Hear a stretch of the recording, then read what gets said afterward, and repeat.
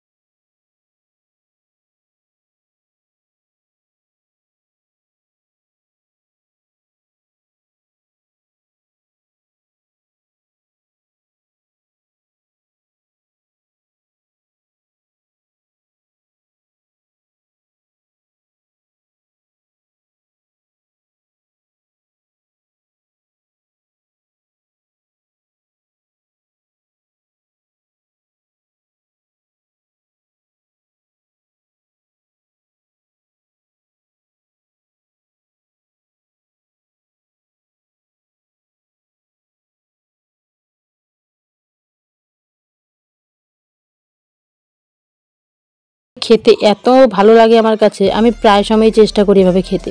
সবসময় দুধের স্বর পাই না, কারণ ভাইও খেয়ে ফেলে, আর আমার ভাই দুধের স্বর বেশিরভাগই চুরি করে খায়। আর আমিও কিন্তু ছোটোবেলায় খেতাম, এখন বড় হয়ে গেছি, এখন চোরের অভ্যাসটা চলে গেছে। তো চলো, তোমাদের সাথে গল্প করতে করতে আমার ঘরে যা কাজ ছিল হয়ে গেছে, মানে রান্নাঘরের বাসন টাসন, চায়ের বাসন টাসন সব গুছিয়ে এসেছি। এখন তো আর মাজবো না, চলে এসেছি বিছানাটাকে গোছাতে। বিছানাটাকে ঠিকঠাক করে গোছাবো। আর এই পাটিটা না এ পাশে চলে এসেছে, পাটিটা একটু সাইড করে নিয়ে বিছানাটা গুছিয়ে রাখবো। তো কালকে বিকালবেলায় মা কিন্তু বিছানা চাদরটাকে ধুয়ে দিয়েছে, সেটা তোমাদের দেখানো হয়নি। তাই তোমরা হয়তো বলবে যে কতদিন থেকে বিছানা চাদর ধোয়া হচ্ছে না, মা ধুয়ে দিয়েছে, আজকে তো বলেই দিলাম। তো আলনাটাকে ঠিকঠাক করে গুছিয়ে নিয়েছি। আর সেরকম আলনা যতই গোছানো হোক, গোছানো তো থাকবে না, সেটা জানা কথা, কিন্তু একটু গুছিয়ে রাখতে হয়। বাড়িতে যখন আমি আছি, মানে একটা মেয়ে একটা আছে বাড়িতে, লোকজন আসলে বলবে বাড়িতে একটা মেয়ে আছে তবুও কোনো কাজকর্ম ঠিকঠাক নাই।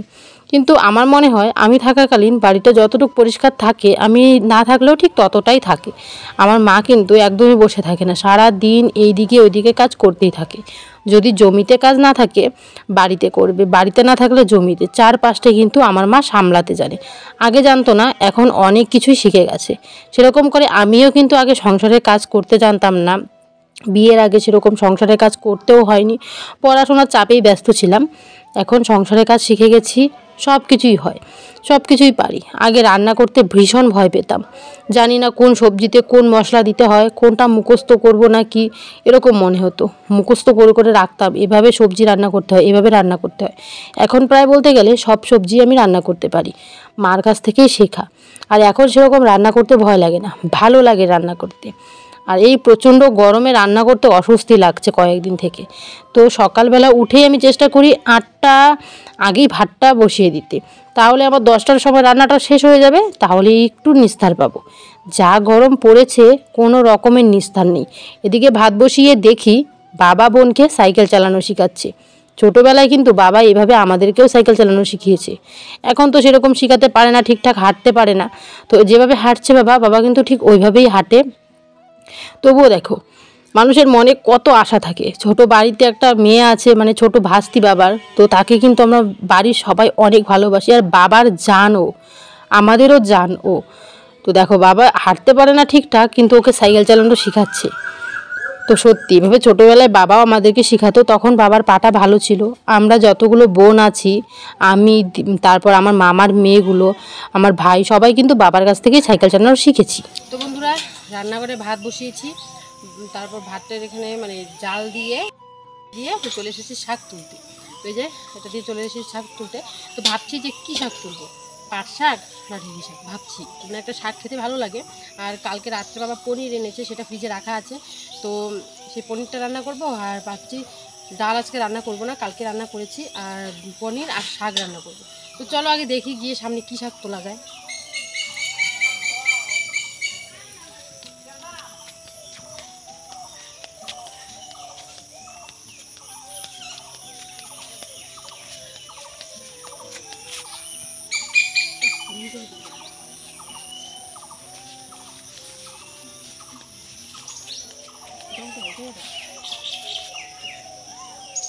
ঢেঁকি শাক তুলতে হবে, দেখি একটা ঢেঁকি শাক নেই, তো ঢেঁকি শাক তুলবো না, কে হয়তো তুলে নিয়ে চলে গেছে। তো পাট শাকই তুলি, ক্ষেতটাতে পাট শাক আছে, এখান থেকে পাট শাকই নিয়ে দিই।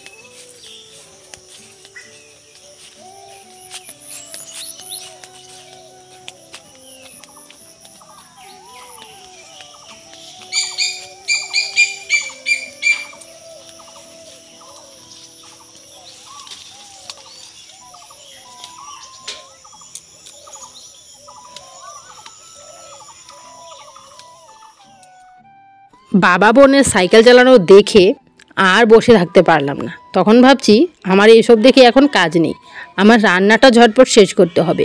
10টার পরে রান্নাঘরে থাকলে আমি একদম সেদ্ধ হয়ে যাব। তারপর পেঁয়াজ, তেল, লবণ এসব দিয়ে চটকে দেওয়া যাবে আমাকে, এরকম অবস্থা এখন গরমের। তো প্রচুর গরম তো এই সাইডে পড়েছে।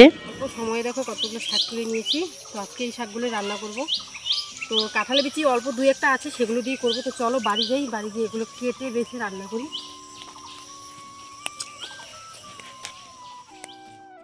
শাক যখন তোলা হয়ে গেছে, এখন ঘরে চলে এসেছি কাঁঠালের বীজ কাটতে। আমি কিন্তু কাঁঠাল খাই না, কিন্তু কাঁঠালের বীজ আমার খুব প্রিয়। কাঁঠালের বীজ ভাজা, কাঁঠালের বীজের সিদ্ধ, যে কোনো সবজিতে কাঁঠালের বীজ আমার কাছে এত ভালো লাগে কি বলবো। তাই আমি শাক করছি আজকে, তাও কাঁঠালের বীজ দিয়ে। ভাই কিন্তু এতটা কাঁঠালের বীজ পছন্দ করে না, কাঁঠাল পছন্দ করে, আবার কাঁঠালের বীজ এত পছন্দ করে না।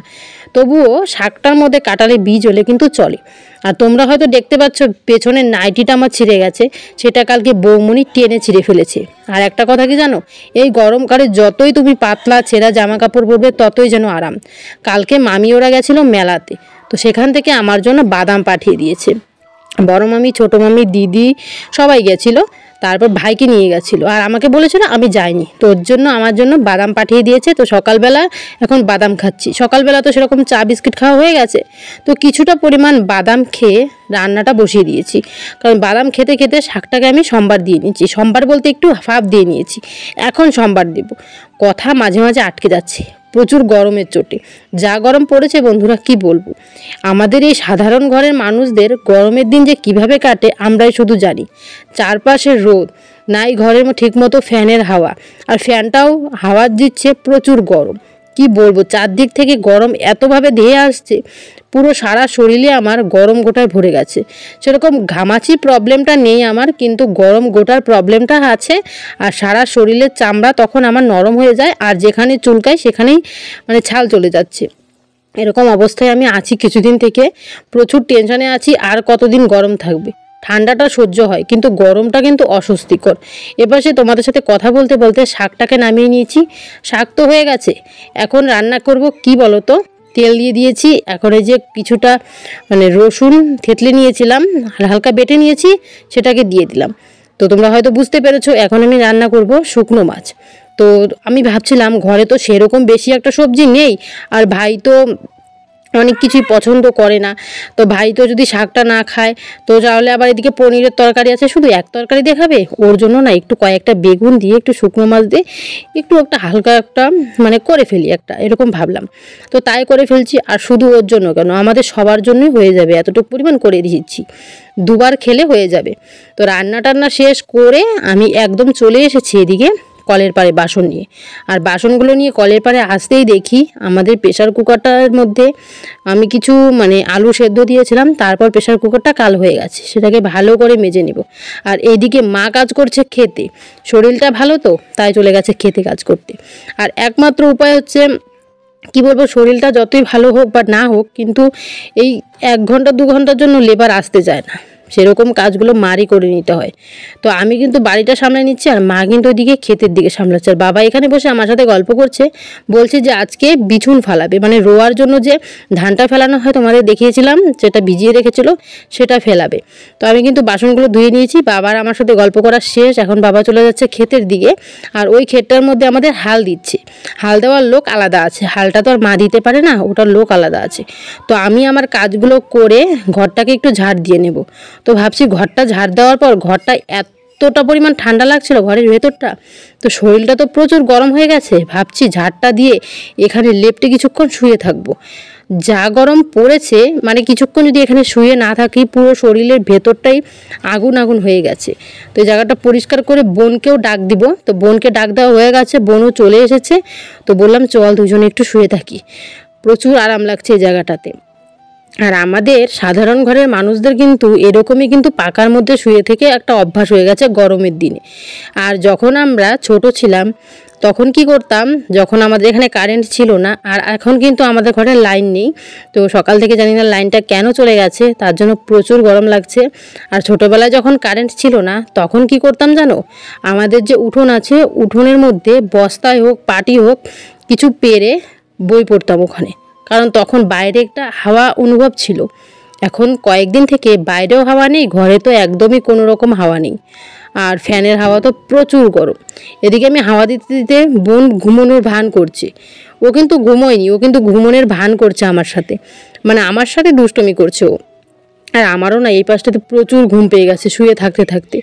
ও আমাকে শুধু দেখে আবার চোখ বন্ধ করে থাকে, এরকম দুষ্টুমি করে। ছোটোবেলায় না আমরা কিন্তু উঠোনের মধ্যে শুয়ে থাকতাম, মাঝে মাঝে এমন হতো উঠোনের মধ্যে সবাই শুয়ে কিন্তু দিন কাটিয়ে দিতাম। তো চলো আর শুয়ে থেকে লাভ নেই।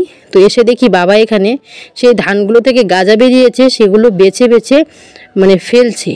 মানে অনেক ধান কিন্তু বস্তার মধ্যে আটকে গেছে, ভেজা বস্তাটাতে, সেখান থেকে ধানগুলোকে এভাবে তুলে তুলে রাখছে। আর সেই ধানগুলো কিন্তু আজকে ফেলানো হবে, তারপর সেটা থেকে রোয়া হবে, তারপর সেটা থেকে বোনা হবে, তারপর কিন্তু সেটা থেকে ধান হবে। তো এই ধানের জন্য কিন্তু প্রায় 100 দিন ওয়েট করতে হয়। আর সেই ধানের থেকে ভাত হয়, আর সেই ভাত কিন্তু আমরা ফেলাই, ভাতের মানে খাওয়ার সময় ঠিক মতো খাই না। আর এই কৃষকদের যে কতটা কষ্ট হয়, কতটা পরিমাণ, সেটা একমাত্র কৃষকরাই বোঝে। আর দেখো 2 দিন থেকে ধান ভিজিয়ে রেখেছে, তো এখানে এনেছে 2 বস্তা, মানে ছোটো ছোটো বস্তাগুলো আছে ওগুলো দিয়ে 2 বস্তা ধান, প্রায় 12 কেজি আছে। তো চলো এখন ধানগুলো ফেলাবে, মাকে দিয়ে আসি ধানগুলো। তো ধান কোমরে করে নিয়ে চলে যাচ্ছে ক্ষেতের দিকে, মা নিয়ে গেছে একটা, আর বাবা তো নিতে পারে না, আমি নিয়ে যাচ্ছি একটা। তো এখানে ওখানে আছে 3টা, আমি একটা নিয়ে গিয়ে দিয়ে এসে আরেকটা নিয়ে যাচ্ছি।